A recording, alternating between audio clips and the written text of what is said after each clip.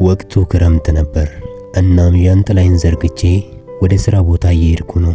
መሃል መንገድ ላይ ዝናቡ ጭራሽ በኃይለኛው መዝነብ ጀመረ። የያዝኩትን ቦርሳና ጭንቅላቴን ባይመታም ከጉልበቴ በታች ግን አበስብሶኛል። ሰው ሁሉ ዝናቡን ለመጠለል ብሎ ከመንገዱ ዳር ላይ ቆመዋል። እኔ ብቻ ነኝ ስራ እንዳይረፍድብኝ ብዬ ከዝናቡ ጋር እየተፋጠጥኩ የምጓዘው። ከቤት እስከ ስራ ቦታ ያለው ርቀት ደግሞ ትልቅ ነው። አስቡት፣ በዝናብ ሲሆን ደግሞ ያለው ስሜት። ታክሲ እንኳን ለመያዝ የማልችልበት ሰፈር ውስጥ ነው የምኖረው። መንገዱ ደግሞ የተቆፋፈረ ነበር። ብቻ በውስጤ የሚያስጠላ ስሜት እየተሰማኝም ቢሆን ዝናቡ ዣንጥላዬንና እኔን እየደበደበ ጉዞዬን ቀጠልኩ። ትንሽም እንደተጓዝኩ አንዲት ሴት ከፊቴ ዝናቡ እየደበደባት ስትሄድ አየኋት። ሰው በዝናብ እንደሚዝናና ያየሁት የዛን ዕለት ነበር። አካሄዷ ፀሐይ የሞቀ የሚሄድ ሰው እንጂ ዝናብ ውስጥ የሚራመድ ሰው አትመስልም ነበር።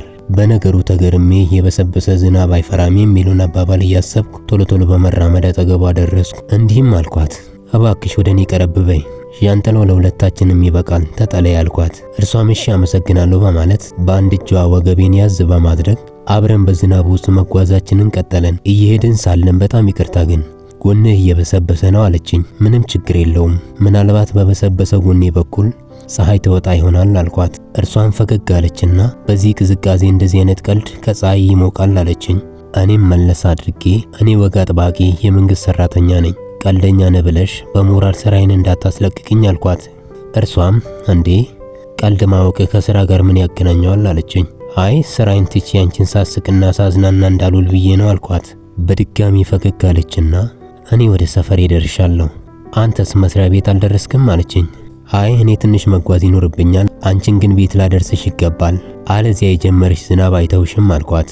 እርሷን መለሳ በፍጹም አያስፈልግም፣ እኔ ቅርብ ነኝ፣ ደርሻለሁ፣ ሮጥ ብዬ ገባለሁ፣ ስለዚህ መልካም የሥራ ቀን ይሁንልህ አለችኝ። ከአጠገቤና ከዣንጥላው ስር ወጥታ ወደ ቤቷ መሮጥ ጀመረች። ከአይኔ እይታ እስክትሰወር ድረስ ቆሜ ያየኋት። በኋላም ወደ ስራ የሚያደርሰኝን መንገድ ይዤ ጉዞዬን ቀጠልኩ። በሐሳቤ ግን ይህች ልጅ ከዚህ በኋላ በምን አጋጣሚ ላገኛት እችላለሁ የሚል ሐሳብ ገባኝ። ስለ ዝናቡና ስለ ልብሴ መበስበስ ማሰቡን ትቼ ስለ እርሷ እያሰብኩኝ ከደቂቃዎች በኋላ ስራ ቦታ የደረስኩ።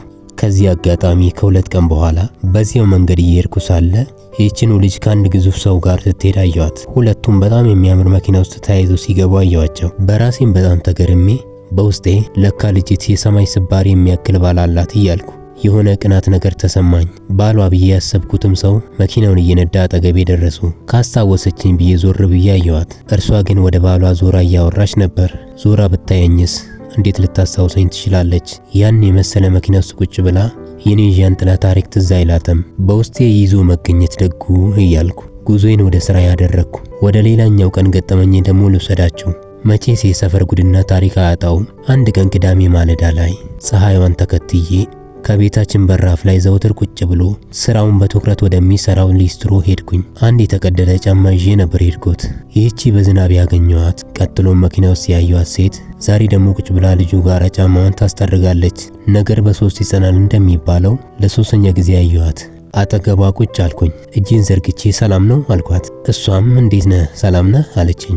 ይቅርታ ይረሳሽኝ መሰለኝ፣ እንደው እኔም ብትረሺ ያንን ዝናብ ትረሺዋለሽ አልኳት። ትንሽ እንደማመንታት አለችና የቱን ዝናብ ይቅርታ አልገባኝም አለችኝ። በቅርብ ቀን ከአንድ ሰው ጋር በዣንጥላ በዚህ መንገድ አልሄድሽም አልኳት። እርሷም አጋጣሚ ትዝ አላትና ኦ እንዴት ነህ ደህና ነህ አለችኝ። ደህና ነኝ፣ የወጋ ቢረሳ የታወጋ አይረሳም አልኳት። ፈገግ አለችና ማን የወጋ? እኔ ነኝ የወጋው? ዝናቡ እኮ ሁለታችንንም ነው የደበደበው፣ ታዲያ እንዴት እንደዚህ ልትለኝ ቻልክ አለችኝ።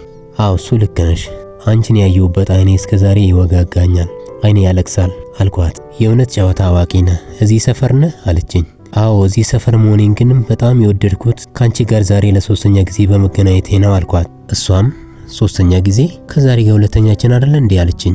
ላንቺ በእርግጥ ሁለተኛሽ ነው፣ እኔ ግን ከዛሬ ጋር ለሶስተኛ ጊዜ ሳይሽ ነው አልኳት። እርሷም መልሳ በአንዱ ቀን ደግሞ የት ነው ያየኸኝ አለችኝ። አንድ ቀንማ በጣም የሚያምር መኪና ውስጥ ቁጭ ብለሽ ነው ያየሁሽ አልኳት። ኦ ትክክል ነህ፣ አንዳንዴ ወንድሜ ሊፍት ይሰጠኛል፣ በቃ ከሱ ጋር አይተኝ ይሆናል አለችኝ። እንዴ ያ ትልቅ ሰው ወንድምሽ ነው እንዴ አልኳት። አዎ ታላቅ ወንድሜ ነው አለችኝ። ክፍል 2 ይቀጥል የምትሉ ኮሜንት ላይ አሳውቁኝ። አመሰግናለሁ።